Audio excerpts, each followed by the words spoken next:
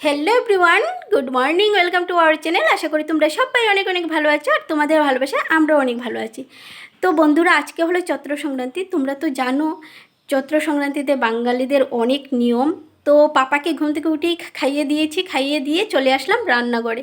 তো রান্নাঘরে এসেই প্রথমে আমি ঘরটর মুছে চুলা পরিষ্কার করে নিলাম। আর ওই যে দাগগুলো দেখতে পাচ্ছ, ওই দাগগুলো না ভালো করে মুছেছি, কিন্তু উঠতে চাইছে না।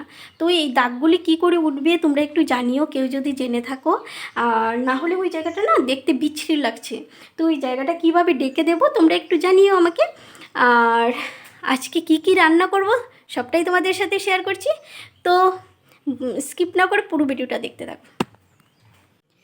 তো এই যে এখানে ডাটা আছে, তারপর পুঁই শাক, সাজনা, তারপর কুমড়োর ডাটা, ঝিঙ্গে, মিষ্টি কুমড়, মিষ্টি আলু, বেগুন, গাজর আর উলকপি, এই সবগুলো দিয়ে একটা ঘেট বানাবো। আর এখানে করলা দেখতে পাচ্ছ, এখানে করলা, তো করলা দিয়ে ভাজি বানাবো। আর এখানে টমেটো দিয়ে একটা কিছু বানাবো। তো চলো দেরি না করে তাড়াতাড়ি সবজিগুলো কেটে নিই। আজকে না সেই দিনগুলোর কথা খুব মনে পড়ছে, যে দিনগুলোতে মায়ের পাশে বসে আমরা সবাই মিলে মাকে সবজি কেটে দিতাম, মার কাজে হেল্প করতাম, তারপর মা রান্না করতো আর আমরা সবাই মিলে একসাথে বসে খেতাম। তো এই যে নসিব, বিয়ের পরও দেখো একা একা রান্না করব, একা খাবো। আমরা কিছু কিছু মানুষ আছি জানো বন্ধুরা, আমাদের কাছে না স্পেশাল মুহূর্ত বলে কিছু নেই। আমাদের কাছে এমনিতে আর স্পেশাল ডে সবই সমান। আমাদের কাছে আনন্দ আর আনন্দের মুহূর্তগুলোকে শেয়ার করার মতো কেউ নেই।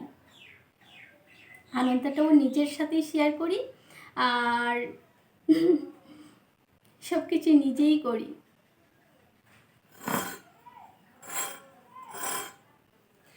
তো আমি এখন সবজিগুলো কেটে তারপর পাপা সোনাকে স্নান করাবো, আমিও স্নান করব, স্নান করে এসে রান্না বসাবো।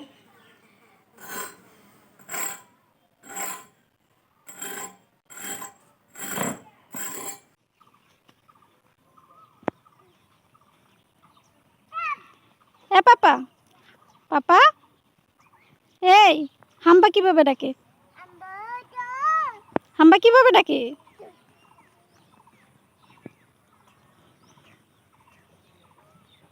বিকেলবেলা হলে পাপাকে নিয়ে বাড়ির পাশেই একটু ঘুরতে বের হই, তাহলে ওরও ভালো লাগে আমারও ভালো লাগে। সারাক্ষণ ঘরে বসে থাকতে কার ভালো লাগে বলো?